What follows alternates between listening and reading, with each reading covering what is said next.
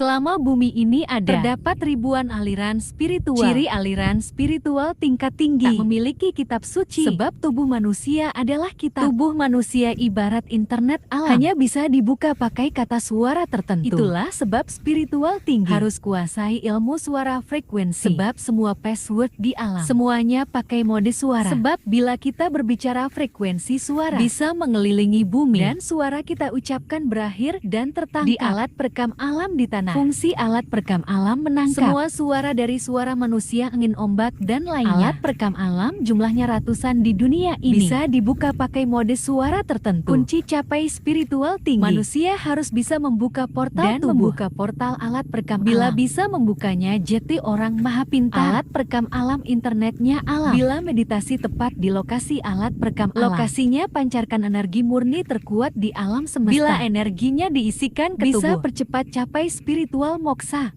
Bila energi murni alam diisikan ke benda, efek benda jati punya sifat kekal. Fungsi pengembangan teknologi dan jati bila ingin capai spiritual tinggi dan kuasai teknologi tinggi, harus temukan lokasi alat perekam alam. Lokasinya tak tentu, kadang di persawahan tebing laut, lereng gunung, di pekarangan Anda. Wujudnya tanah lokasi luas 2 meter persegi. Lokasinya pancarkan energi murni alam bersifat dua arah. Bisa menyimpan energi murni alam sekaligus memancarkannya. Ilmu Jawa kuno yang fokus mempelajari alat perekam alam di tanah disebut ilmu ngenok, dan teknologinya teknologi ngenok. Ilmu ngenok berisi ilmu kesehatan, pendidikan, iptek sempurna 100%.